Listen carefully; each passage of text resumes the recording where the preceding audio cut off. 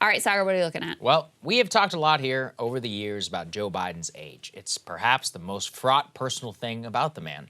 Anyone with eyes can see he's not who he once was. And yet, if you discuss his decline, you're immediately maligned as some disgusting ageist or as someone who discriminates against old people or against stuttering that miraculously reappeared when he started pushing 80 years old, and that didn't exist for his entire professional life. In light of Biden's official announcement that he's running again in 2024, the country needs to be allowed to have a discussion that everyone is thinking.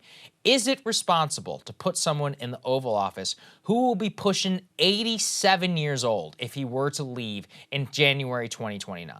Not that long ago, the answer would have been a resounding hell no.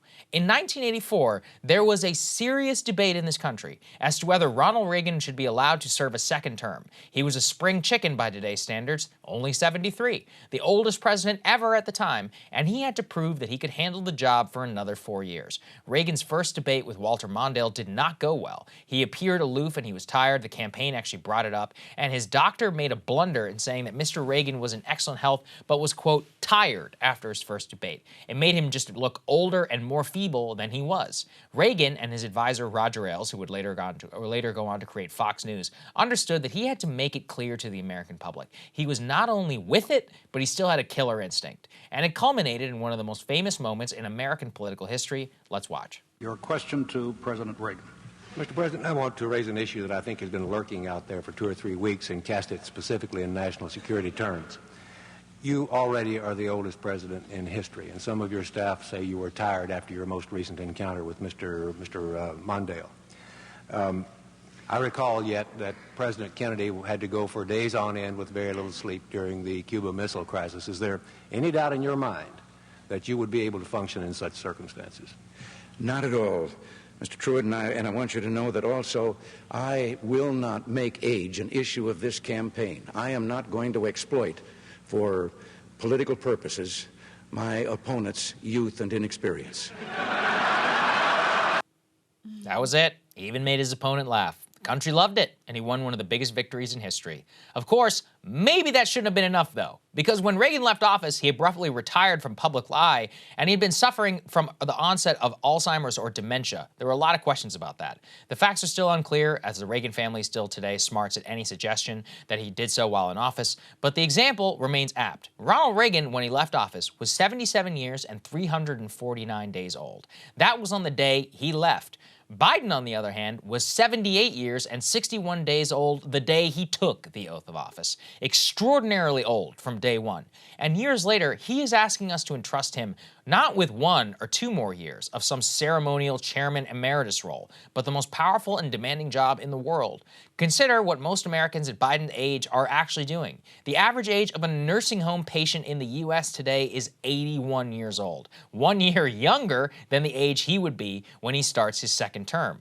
I often joke that people should take a look at actuarial tables, and I decided to do it myself. Statistics compiled by the Social Security Administration. Today, at age 80, President Biden has a 4.7% chance of dying in 1 year. At 82, the year that he would be sworn in for his second term, he has a 5.8% chance of death. The next year after that, he would 6.5% chance, a 7.4% chance the year after, an 8.3% chance the next, and a whopping 9.3% chance of death his last year in office. I understand this is very morbid, and to be clear, I hope nothing but the best for him. I hope he lives a long and a prosperous life. If he were retired in a nursing home, like many people his age, it wouldn't matter. But it does matter when he has to make the most important decisions in the world. Note, I too have discussed the probability here of only death, which is incredibly high in the 9th decade of life for most Americans. But what about mental fitness like dementia? Here the statistics are also troubling. The risk of dementia grows exponential from age 70. Only about 5% of adults between 70 to 79 years old have dementia. 16% of those adults between ages of 80 to 89 have it, and 22% of adults from age 85 to 89. In other words, given his age, he already has nearly a 1 in 5 chance of having dementia if he doesn't already. And every day he gets closer to 86, his risk goes exponential. That's just dementia. What about the odds of just being in reasonably good health? Already at age 80, Biden has less than a 50% chance of being in reasonably good health if you look at overall population data. As you can tell, the risk of remaining so and not developing critical illness dramatically increases over time. By 86, when he would have left office, the odds of having no serious illness are less than 20%. Once again, I understand this can sound callous, but let me tell you something that people who work in the medical field all know. There is a titanic difference between being in your 70s and being in your 80s. You don't even have to ask me. Look at this clip of Joe Biden from 2017 on The View when he was just 75 years old. And you have said that if Bo hadn't gotten sick, he would have. Do you regret not running?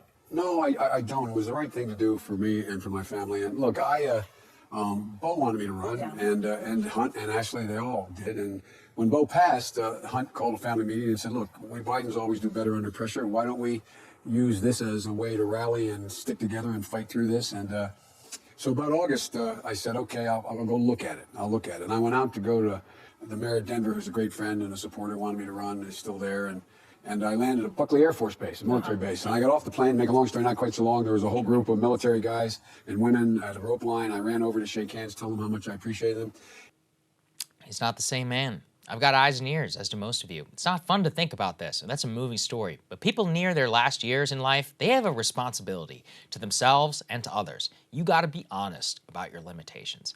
Biden and the media, they don't even want us to talk about this. When you have nearly a 10% chance of natural death when you have the most important job in the world, I would venture to say it's one of the most important things for us to consider. Do with this information what you will, but you at least should have it. I mean, this is the thing I was trying to say. It's like, people think 75 to 80 doesn't sound all that different. But hey guys, ready or not, 2024 is fully upon us now, and Saagar and I have been brainstorming ways that we can really up our game for this critical election. yeah, we rely on our premium subs to expand our coverage, to add staff, to upgrade the studio. We just want to give you the best independent coverage of this election, which is possible. So if you can help us out, become a premium subscriber today, breakingpoints.com, or the link is down here in the description video. It really means the world to us, and if you like what we're all about, this is the best possible way to keep us 100% independent, working only for you.